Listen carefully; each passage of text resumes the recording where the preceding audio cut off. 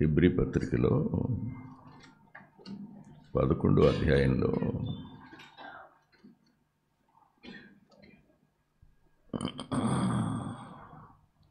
27వ వచనంలో ఇలా రాశాడు,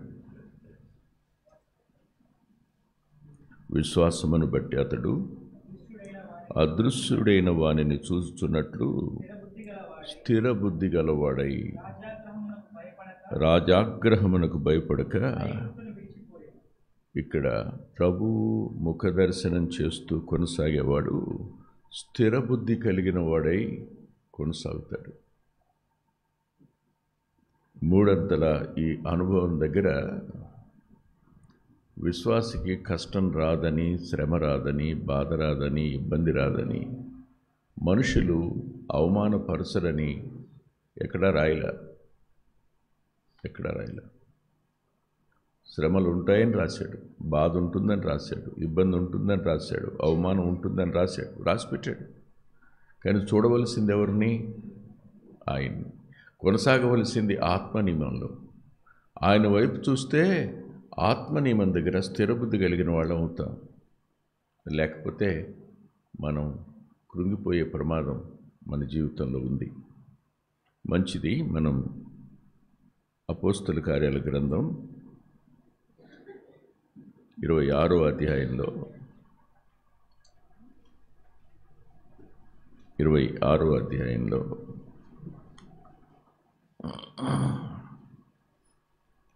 16 18 వచనాలలో ఇలా రాసింది, వారు చీకటిలో నుండి వెలుగులోనికి, సాతాను అధికారము నుండి దేవుని వైపుకు తిరిగి నా యందలి విశ్వాసము చేత పాప క్షమాపణను. చాలు, మనం పాప క్షమాపణ పోయిన వారం చెప్పుకున్నాం. ఈ వారం ఇలా అన్నాడు ఆయన. ఏమన్నాడంటే, పరిశుద్ధపరచబడిన వారిలో స్వాస్థ్యం. పరిశుద్ధపరచబడిన వారిలో పాప క్షమాపణ పొందిన వ్యక్తికి ఒక స్వాస్థ్యం ఉంది. అది పరిశుద్ధపరచబడిన వారికి ఇచ్చే స్వాస్థ్యం. పాప క్షమాపణ ద్వారా మనం పరిశుద్ధపరచబడతాము అని గత వారంలో వర్తమానం ముగించాం. అయితే పరిశుద్ధపరచబడిన వ్యక్తి కోసం స్వాస్థ్యం ఉంది. ఇక్కడ నేను కొన్ని మాటలు మీతో చెప్పాలి. అదేమిటంటే, స్వాస్థ్యం ఎవరికి?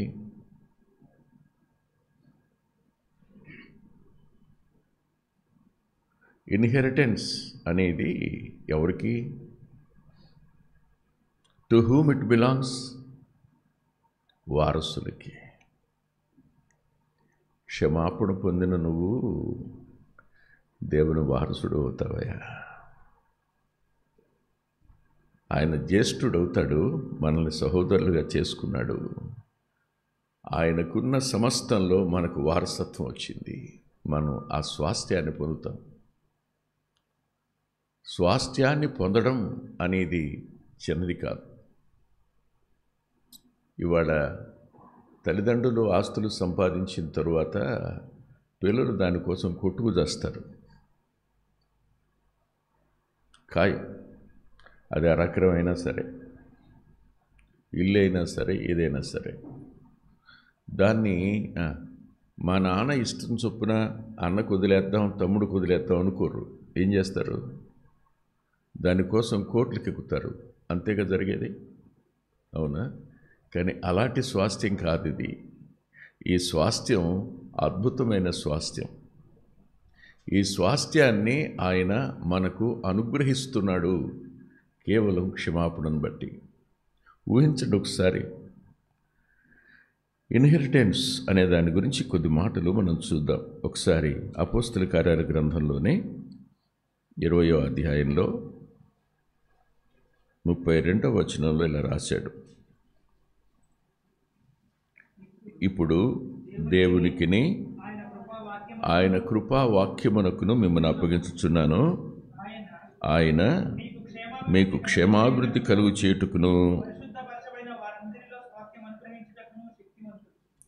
పరిశుద్ధపరచబడిన వారందరిలో స్వాస్థ్యం అనుగ్రహించుటకు శక్తి గలవాడు. పరిశుద్ధపరచబడిన వారందరిలో మనకు there are so many legends in Christian history about saints. పరిశుద్ధులు అని పిలువబడిన వాళ్ళ పేర్లు వింటేనే మనకు అద్భుతం. లెజెండ్ అనే మాటకు కట్టుకథ అని. ఇంకా అలాంటి వాళ్ళు ఎవరు ఉండరు. విచిత్రం, క్షమించబడడం వల్ల అలాంటి వారు పొందే స్వాస్థ్యంలో నీకు నాకు పాలొచ్చింది. అలాంటి వారు పొందిన స్వాస్థ్యంలో నీకు నాకు పాలొచ్చింది. కేవలం ఆయన శ్రమ, మరణం, పునరుద్ధానాల వల్ల ఆయన మనల్ని క్షమించిన క్షమాపణ మూలంగా శ్రేష్ఠ పరిశుద్ధులు పొందిన స్వాస్థ్యంలో నీకు నాకు పాలు. మీరే ఆలోచించండి. అంటే బాబురావు అనే ఈ వ్యక్తికి ఎవరి స్వాస్థ్యంలో పాలువంపులు వచ్చాయి చెప్తారా మీరు?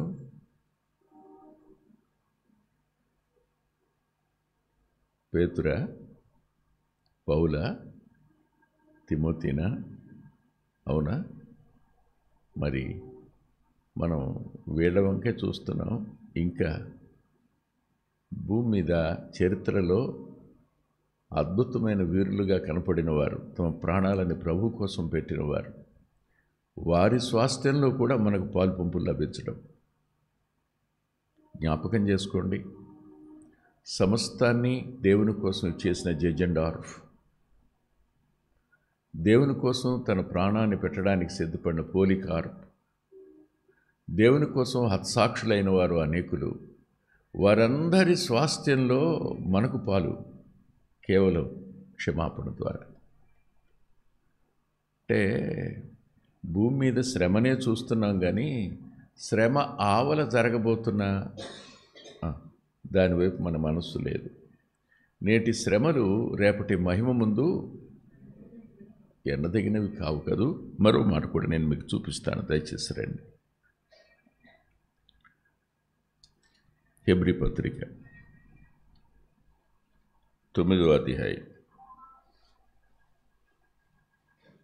15వ వచనం.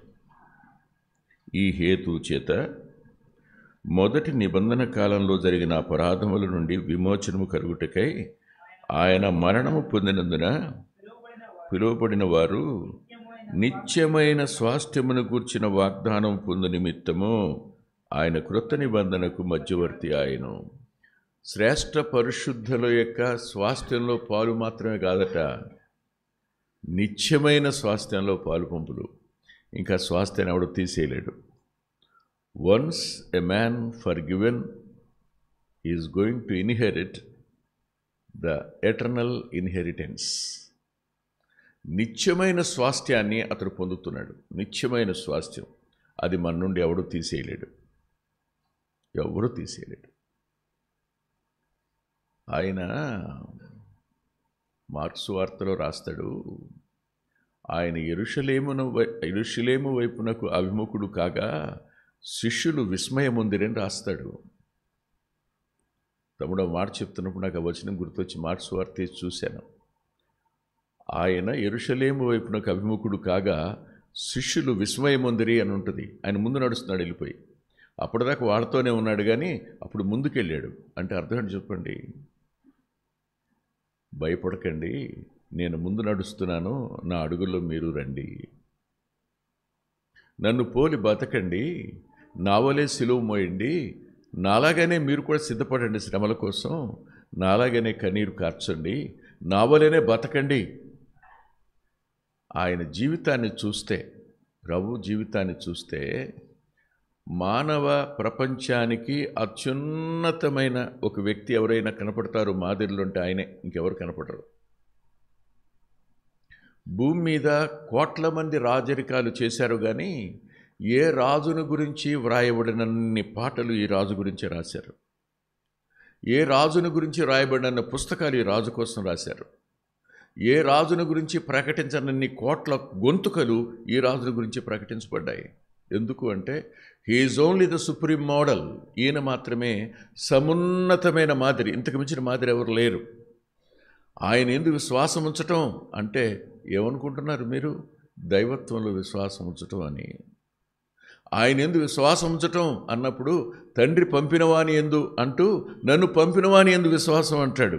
నన్ను తండ్రిని చూసి, అవునా అంటే ద ఇన్సెపరబుల్ గాడ్ హెడ్, విడదీయడానికి వీలు కానటువంటి దైవత్వపు శిరసత్వం అది. వారు ముగ్గురుగా కనిపిస్తున్నారు, అనుమానం లేదు. కానీ వారిని మనం వేరు చేసి తక్కువ చేయడానికి వీలు కాదు. వారిని వేరుగా ఆలోచించడం ఎందుకు అంటే మన మెదడు కోసం, టు అండర్స్టాండ్. ఆయన నన్ను చూసిన వాడు తండ్రిని చూశాడు. తండ్రి మనము ఏకమై ఉన్నలాగున వారును మనవలే ఏకమై ఉండవలెనని అనే పదం దగ్గర మనం నేర్చుకోవలసిన సంగతి ఏంటంటే ఆయన మూడంతలుగా మనకు కనిపించిన దైవత్వం అద్వితీయుడు, ఆయన ఒకడే. కానీ ముగ్గురు వ్యక్తులుగా ఆ పనులు చేసిన సందర్భం ఉంది. కానీ ఆయన ఒక్కడిగానే మనం ఆలోచించేయాలి.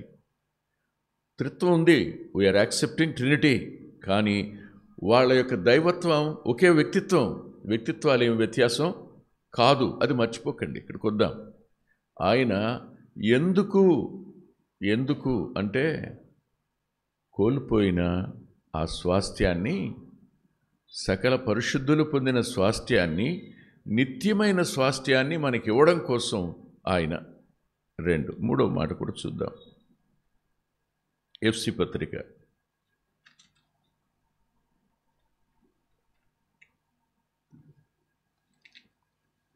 1వ అధ్యాయం 18వ వచనంలో, మరియు మీ మనోనేత్రము వెలిగింపబడినందున ఆయన మిమ్మల్ని పిలిచిన పిలుపు వలన నిరీక్షణ ఎట్టిదో, పరిశుద్ధులో ఆయన స్వాస్థ్యము యొక్క మహిమైశ్వర్యం ఎట్టిదో. అది మహిమైశ్వర్యం గల స్వాస్థ్యం. అది పరిశుద్ధుల యొక్క స్వాస్థ్యం, నిత్యమైన స్వాస్థ్యం, మహిమైశ్వర్యం కలిగిన స్వాస్థ్యం. ఆ స్వాస్థ్యానికి మనల్ని ఆయన అర్హునిగా చేశాడు. కేవలం మారు మనసు పొందడం వల్ల, క్షమాపణ పొందడం వల్ల. ఇక్కడ ఆగుదాం. మరి ఇది ఊరికినే వచ్చేసింది, కృప ద్వారానే, కాదనటంలా. కానీ తమ్ముడు చెప్పిన వర్తమానానికి కొంచెం పొడిగింపు మాటలు చెప్పి ముగిస్తాను నేను. మిగిలింది వచ్చే వారం చూద్దాం. రోమపత్రిక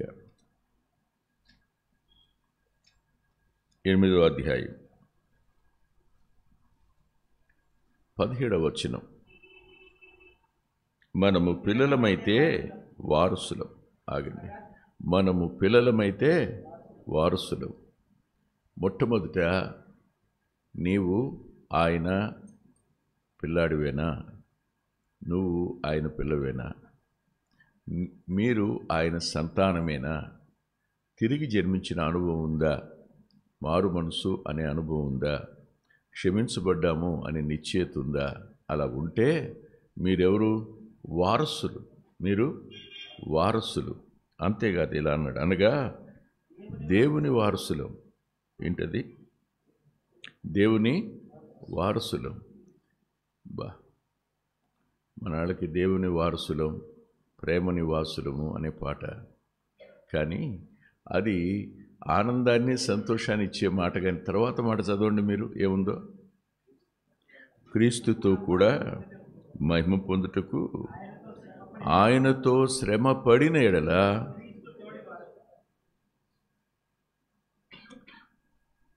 ఎవరితో పాటు మన వారసత్వం? పరిశుద్ధులతోటి వారసులం మాత్రమే కాదు, ప్రభుతోటి వారసులం మనం.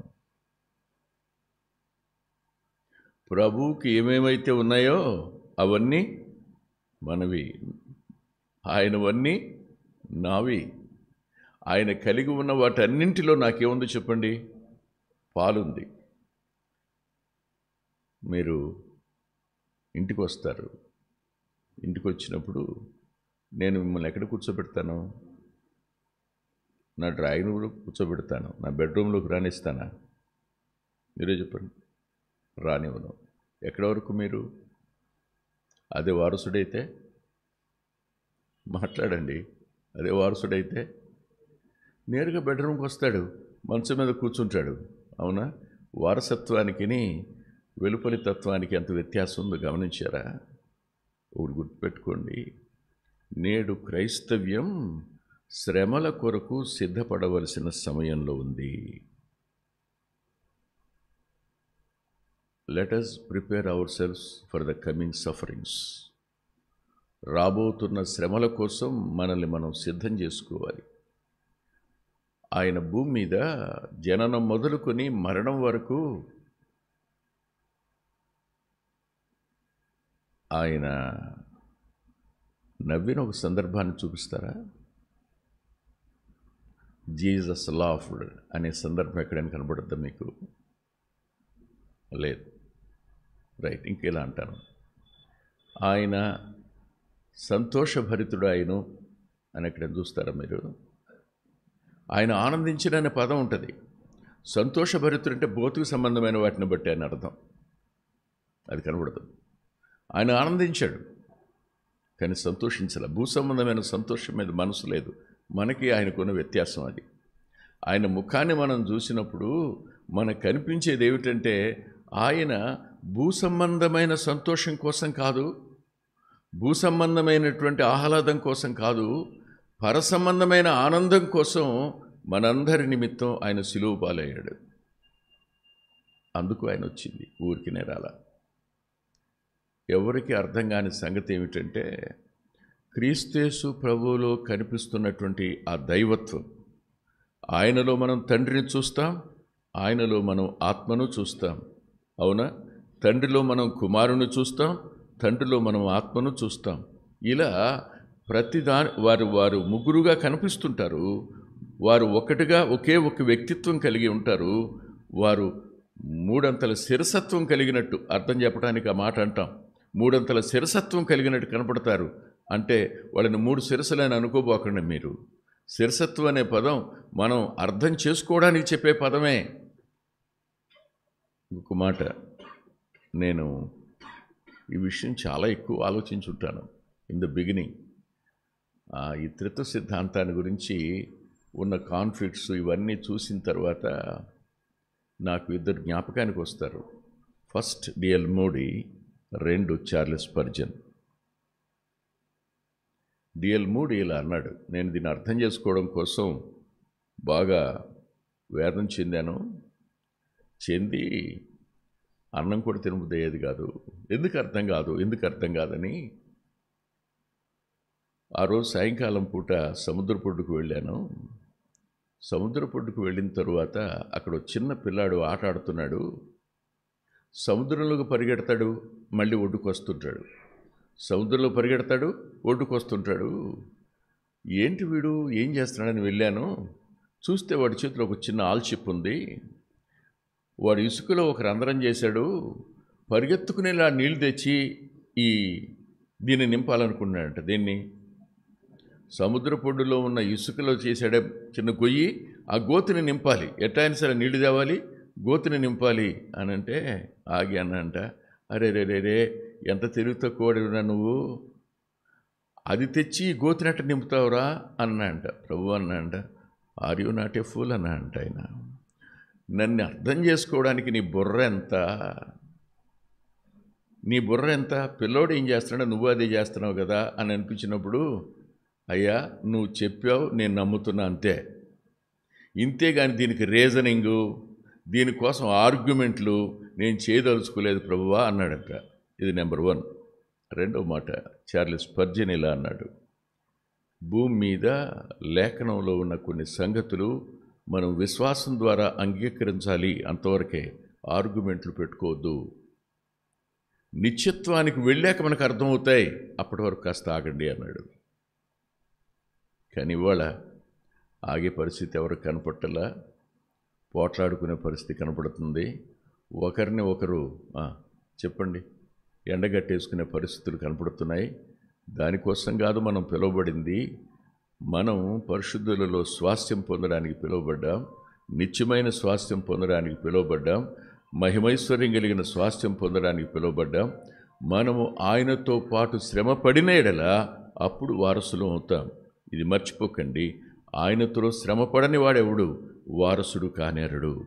ఆ శ్రమ కొరకు మనల్ని మనం సిద్ధం చేసుకుందాం. అవును, తల వంచడం కష్టం, తగ్గించుకోవడం కష్టం. ఎందుకు కొరగాని వ్యక్తి మనల్ని తిడితే ఓర్చుకోలే. నేను ఒక రోజున ఇదే ఎరిగిపాడు అవతల ప్రక్కన మన మందిరానికి వచ్చేటువంటి కుటుంబం ఉంటే ఆ కుటుంబం దగ్గరికి వెళ్ళాను. ఎందుకు వెళ్ళాను అనంటే, అన్నయ్య మా ఇంటి దగ్గర ఒక తాడి చెట్టు ఉంది, అది మీకు ఉపయోగపడద్దేమో షెడ్కి వచ్చి చూడండి అంటే వెళ్ళాను. నాతో పాటు ఆ కార్పెంటర్ని కూడా తీసుకెళ్ళాను. ఆయన వెళ్ళి ఇలా కొట్టాడు. దాన్ని కొట్టినప్పుడు కొంచెం ముక్క తీశాడు. ఈలోగా ఎదురింట్లో ఉన్నటువంటి ఒక వ్యక్తి వచ్చి అది పడింది అంటే గనక నన్ను బూతులు తిట్టాడు. అది అట్ట పడదావు. నేను అప్పుడు చిన్నోడిని, బూతులు తిట్టాడు. ఆమె కోపం వచ్చింది పాపం ఇంటి ఆమెకి. నేను ఏమనకమ్మా అన్నాను. ఆయన అన్నాడు, ఇది చావలేదు, పనికిరాదన్నాడు. వచ్చేసాం. ఆ చెట్టు పడలేదు. కానీ ఇప్పుడు కనపడతాడు రోడ్డు మీద, అన్నగారు మరి మా కూతురు కోసం ప్రార్థన చేయరా అన్నగారు అంటాడు. అన్నగారు మా అబ్బాయి కోసం ప్రార్థన చేయరా అంటాడు. అప్పుడు తిట్టినోడే. లోకం నువ్వెవరో వారికి అర్థం కానంత వరకు వారు నిన్ను శ్రమపరుస్తారు, మాటలు అంటారు. కానీ నీ లోపల ప్రభువు, ఆయన వ్యక్తిత్వం, నువ్వు ఆయన చూడడం ద్వారా ఆయన రూపంలోనికి నువ్వు మారుతున్నప్పుడు ఖచ్చితంగా లోకం నిన్ను చూస్తుంది. చూసి నీ ద్వారా ప్రభువు దగ్గరికి ఆకర్షితులవడం ఖాయం. శ్రమలలో మీరు మీ సహనాన్ని సకల జనులకు తెలియబడనియండి అంటే స్థిరులై ఉండండి. స్థిరులై ఉండండి అనే మాట. ఈ స్థిరత్వం ఆయన చూస్తే తప్ప రాదు. ఆయన వైపు చూడడం ద్వారా, ఆయన వ్యక్తిత్వాన్ని చూడడం ద్వారా జీవితంలో ఏ పార్శ్వమైనా సరే ఆయనలో మనం చూడొచ్చు. అక్కడ మనకు కావలసినంత ధైర్యం వస్తుంది. అక్కడికి మనకు అవసరమైన విశ్వాస నింపుదల వస్తుంది. విశ్వాసంలో బలవంతులం అవుతాం. నిరీక్షణ వస్తుంది. నిలబడగలుగుతాం. అట్టి కృప ప్రభు మనకు అనుగ్రహించునుగాక. మోకరించండి, బల్ల దగ్గరికి పెడదాం. ప్రేమగల తండ్రి, కొద్ది మాటలు చెప్పి ముగించడానికి సాయపడ్డారు. ఎంతైనా నమ్మదగిన వారు మీరు. యోగ్యమైన రీతిలో బల్లో పాల్పంపులు పొందే కృపనిమ్మని యేసుక్రీస్తు ప్రభు వారి పేరిట ప్రార్థిస్తున్నాం తండ్రి. ఆమేన్.